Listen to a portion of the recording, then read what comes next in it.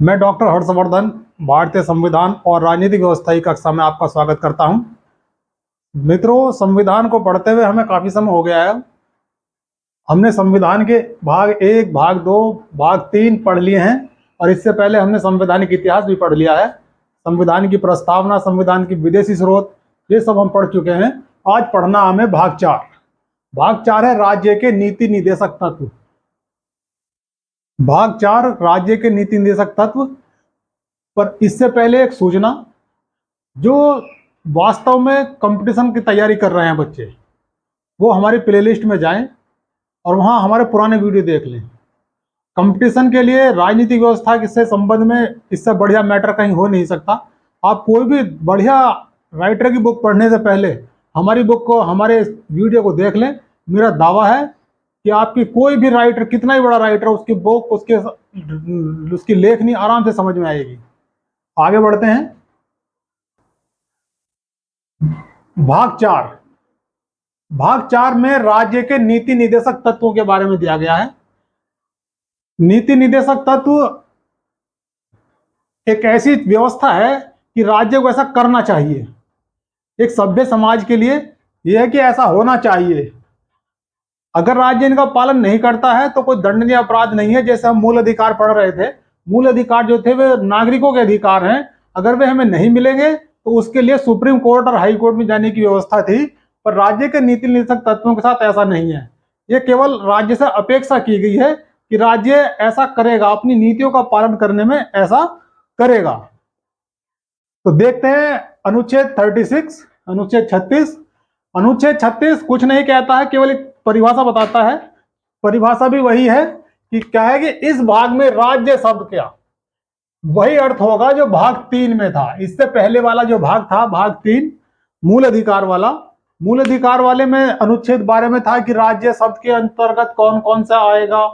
तो जिन्होंने पहला वीडियो देखा है, जिन्होंने अनुच्छेद 12 पढ़ा है, जो अनुच्छेद 12 के बारे में जानते हैं, वे जानते हैं कि अनुच्छेद 12 में राज्य का क्या मतलब है।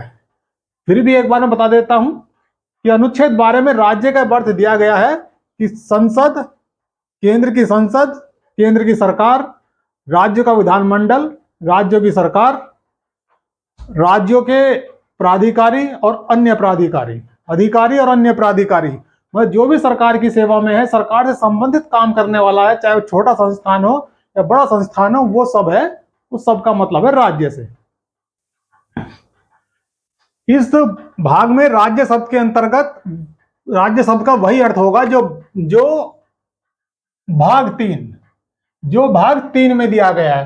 तो भाग 3 का अनुच्छेद 12 है। भाग 3 अनुच्छेद 12 में राज्य शब्द की परिभाषा दी गई है। पूरे भाग 3 में परिभाषा नहीं है, परिभाषा केवल अनुच्छेद 12 में दी गई है। वो इससे पहले वाले वीडियो में, जिसमें हम अनुच्छेद 12 के बारे में, भाग 3 की शुरुआत है, वहां बताया गया है। विस्तार से वहां देख लेना। आगे, राज्य के नीति निदेशक तत्व न्यायालय द्वारा प्रवर्तनीय नहीं होंगे। इससे पहले जो भाग 3 था, मूल अधिकार था, मूल अधिकार न्यायालय द्वारा प्रवर्तनीय है। अनुच्छेद 32 उनको प्रवर्तनीय, उनको लागू कराने की गारंटी देता है। पर ये जो हमारे राज्य के नीति निदेशक तत्व हैं, ये न्यायालय द्वारा कोई प्रवर्तित नहीं होगा। इनका उल्लंघन होता है तो न्यायालय में जाने का कोई उल्लेख नहीं है। 36 से 51 तक इनके बारे में उल्लेख किया गया है। तो आगे है अनुच्छेद 38। 12 हो चुका है। 12 में राज्य के बारे में दिया गया है कि जो राज्य शब्द का वही अर्थ है जो भाग 3 में है। भाग 3 का अनुच्छेद 12 राज्य की परिभाषा देता है। और अनुच्छेद 37 राज्य के नीति निदेशक तत्व न्यायालय द्वारा प्रवर्तनीय नहीं है। नेक्स्ट है राज्य, अनुच्छेद 38, राज्य ऐसी लोक व्यवस्था स्थापित करेगा जिससे सभी रूपों में लोक कल्याण की अभिवृद्धि, लोक कल्याण की अभिवृद्धि हो, आय की असमानता को कम करने का प्रयास करेगा। सभी के वेलफेयर के लिए राज्य काम करेगा, सभी लोगों की भलाई के लिए काम करेगा।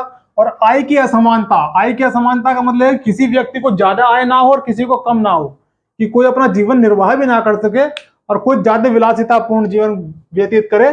तो राज्य आय की असमानता को कम करने का प्रयास करेगा कि जिनके पास काम नहीं है उन्हें काम देगा, जिनके पास खाने के लिए नहीं उन्हें खाने के लिए देगा, और जिन पर ज्यादा पैसा है, जिन पर ज्यादा कमाई है, ज्यादा धन दौलत इकट्ठी कर रखी है, उन पर राज्य टैक्स लगाएगा।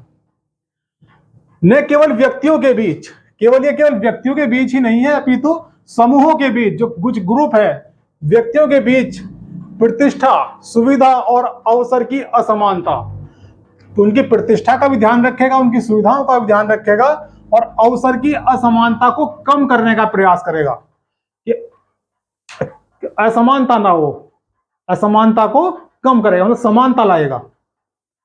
नेक्स्ट है अनुच्छेद 39, इसके पार्ट है कुछ। राज्य अपनी नीतियों का संचालन इस प्रकार करेगा, नीति बनाएगा राज्य किस प्रकार करेगा, उसमें पॉइंट है, 4-5 पॉइंट है। फर्स्ट पार्ट है ए, कैपिटल ए, जहां भी स्मॉल ए, कैपिटल ए होगा इसका मतलब वो अमेंडमेंट है, संशोधन से आया हुआ है। स्मॉल ए है तो उसका पार्ट है, तो यहां स्मॉल ए है, अगर इसे कैपिटल ए कर देंगे तो बहुत बड़ी मिस्टेक हो जाएगी। तो फर्स्ट है स्मॉल ए है, स्त्री और पुरुष सभी नागरिकों को समान रूप से जीविका के पर्याप्त साधन प्राप्त करने का अधिकार होगा, चाहे वो स्त्री हो या पुरुष हो, उसे अपने जीवन निर्वाह के लिए काम करने का जो अधिकार है वो राज्य देगा। राज्य की जिम्मेदारी है कि हर व्यक्ति को जीवन निर्वाह के लिए पर्याप्त साधन या पर्याप्त अवसर मिलते रहें।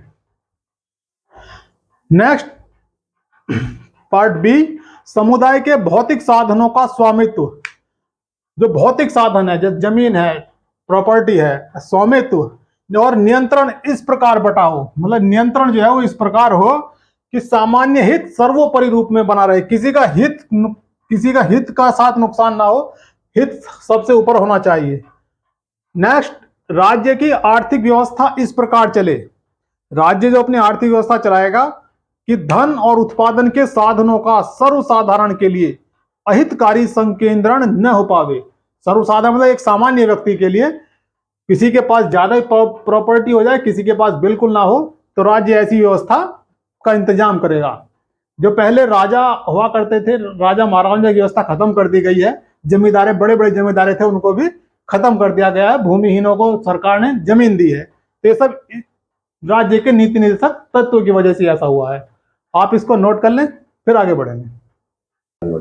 आगे अनुच्छेद 39D, स्त्री और पुरुष सभी नागरिकों को समान कार्य के लिए समान वेतन, चाहे कोई स्त्री है या पुरुष है, एक सा ही काम करते हैं, एक ही कार्य की प्रकृति सेम है, तो उन्हें समान वेतन मिलेगा, समान कार्य के लिए समान वेतन।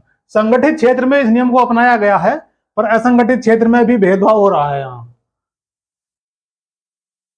आगे 39D, 39 का ही नेक्स्ट पॉइंट, डी के बाद ई, पुरुष और स्त्री कर्मकारों को, जो पुरुष और स्त्री जो कर्मकार मतलब काम करने वालों को स्वास्थ्य और शक्ति तथा उनका स्वास्थ्य पर नुकसान ना हो और जो उनकी शक्ति के अनुकूल हो, तथा बच्चों की सुकुमार अवस्था, उनके बचपने को ध्यान में रखते हुए सुकुमार अवस्था का दुरुपयोग न हो पावे, तथा आर्थिक आवश्यकता से विवश होकर कोई ऐसा व्यक्ति, शक्ति तो उसकी नहीं है उस काम को करने की, कोई बच्चा है, सुकुमार है, परंतु उसकी आर्थिक आवश्यकता उसकी ऐसी है कि उसे उस काम में मजबूरी जाना पड़ रहा है पैसे के लिए, कि आर्थिक आवश्यकता से विवश होकर नागरिकों को ऐसे रोजगार में न जाना पड़े जो उनकी आयु और शक्ति के अनुकूल न हो, ऐसा काम ना करें जो उनकी आयु और शक्ति के अनुकूल न हो, राज्य ऐसी व्यवस्था करेगा।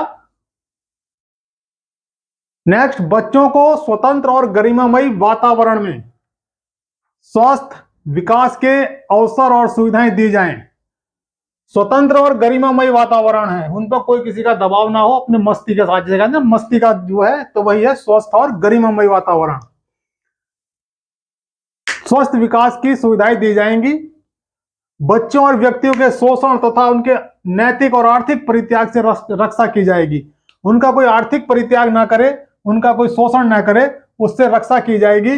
ये जो पूरा का पूरा एफ पार्ट जो है 1976 में जोड़ा गया 42वें संविधान संशोधन के द्वारा। नेक्स्ट पार्ट भी बाद में ही जोड़ा गया है, वहां इससे पहले था 39 स्मॉल ए, अब है 39 कैपिटल ए। कैपिटल ए का मतलब पूरा एक अलग अनुच्छेद है, पूरा अलग है, और साथ में ये संशोधन से आया है।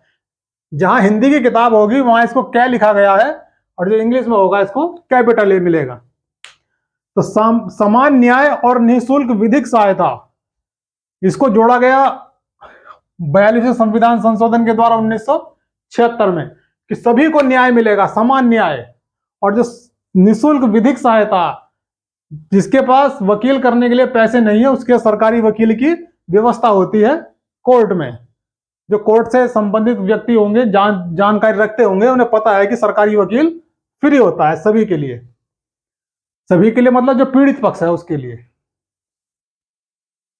नेक्स्ट अनुच्छेद 40, ये 39 भी इंपॉर्टेंट अनुच्छेद है और 40 भी इंपॉर्टेंट है, अक्सर पूछा जाता है इनसे। राज्य ग्राम पंचायतों के गठन हेतु कदम उठाएगा तथा उन्हें ऐसी शक्तियां देगा जिससे वे स्वशासन इकाई के रूप में कार्य कर सकें। वर्तमान में यह चीज पूरी हो चुकी है, क्योंकि पहली अब तो संवैधानिक दर्जा दिया जा चुका है इसको 73वें संविधान संशोधन के द्वारा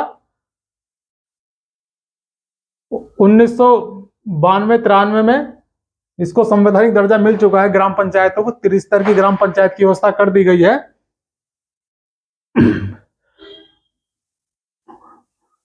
पहली ग्राम पंचायत की स्थापना हुई थी 2 अक्टूबर 1959 को। हिंदुस्तान में पंचायती राज व्यवस्था, ये पंचायती राज व्यवस्था है।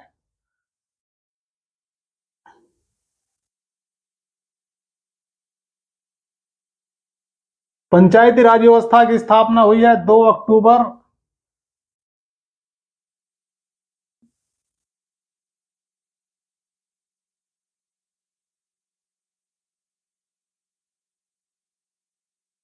1959। राजस्थान का नागौर जिला, नागौर डिस्ट्रिक्ट में पहली ग्राम पंचायत की स्थापना हुई और करने वाले थे भारत के पहले प्रधानमंत्री पंडित जवाहरलाल नेहरू। आगे देखते हैं अनुच्छेद 41।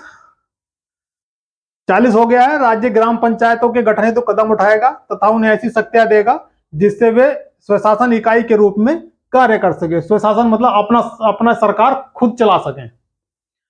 फॉर नेक्स्ट 41, राज्य अपनी आर्थिक सामर्थ्य और विकास की सीमाओं के अंदर, आर्थिक सामर्थ्य जो उसके राज्य की आर्थिक सामर्थ्य हो और विकास की सीमाओं के अंदर जो विकास करना चाहती है, उसमें कंडीशन क्या है? बुढ़ापा, कोई वृद्ध व्यक्ति है या कोई बीमार है या कोई निशक्त, निशक्त मतलब हैंडीकैप्ड, निशक्त अथवा अन्य अभाव की दशा, कोई और भी हो सकता है कि कंडीशन की वो काम करने में असमर्थ हो।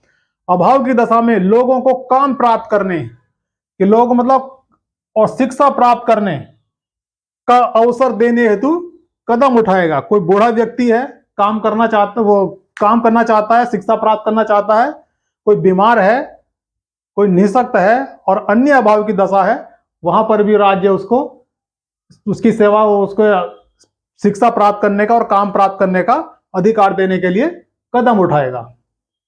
आप इसको नोट कर लें।